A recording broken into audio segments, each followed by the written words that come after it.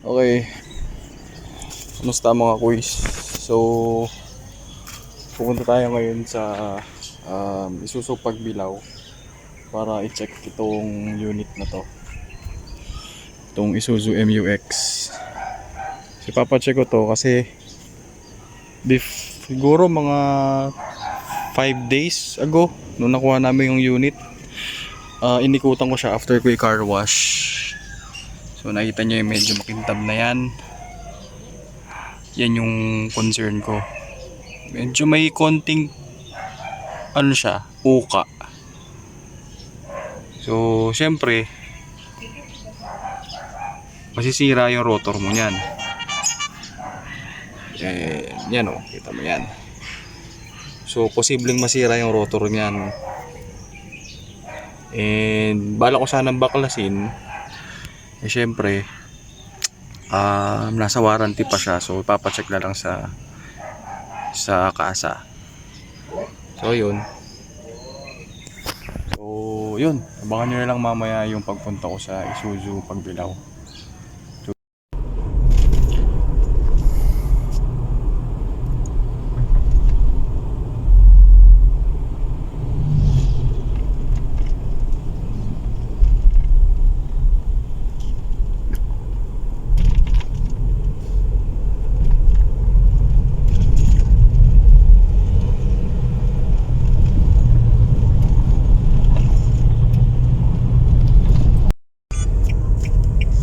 Okay, andito na tayo.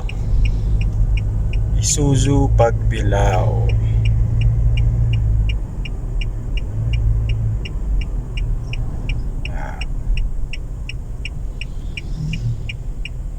So, dyan tayo pupunta.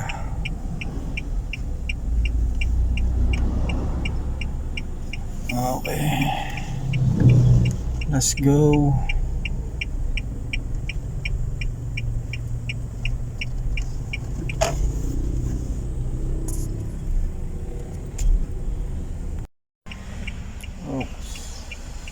So hinihintay lang natin yung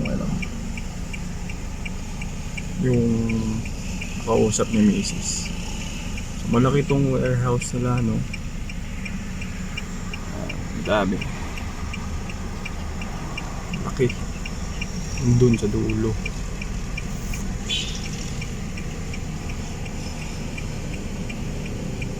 Kanila pa to.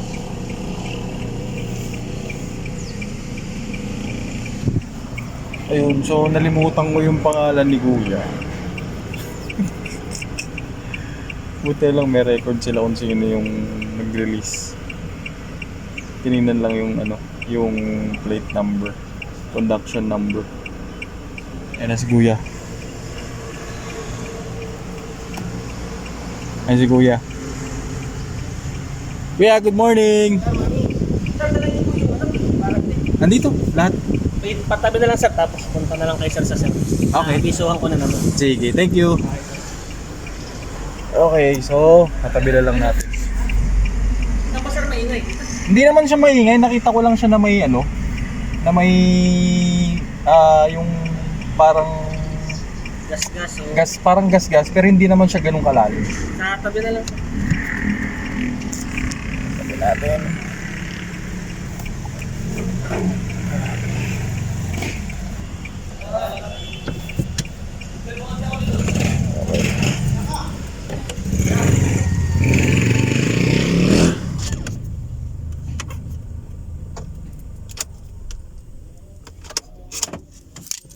Okay.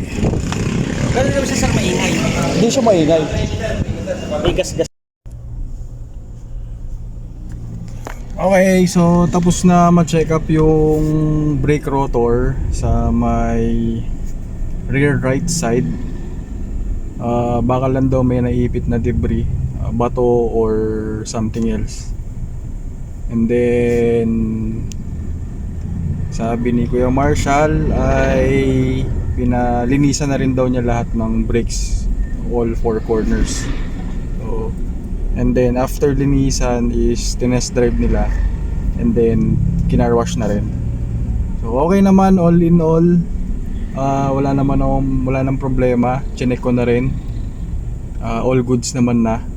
walang squeaking noise. Okay na siya, goods na siya. So yun lang, pagka may mga ganun kayong concern, mga kuys, no, better check, lalo pag brand new yung sasakyan nyo. Better check, free naman yung labor. So pagka may mga ganyan, always check your vehicle, kasi syempre for your safety na rin, no. So yun lang. Gusto ko rin pala mag-shoutout kay Daddy Bot Christopher Nicodemus, kung nanonood yan ng vlog ko. Shoutout sa'yo, and ingat palagi sa biyahe pagka uuwi ng Lucena. So yun lang, thank you very much. Like and subscribe. Bye bye.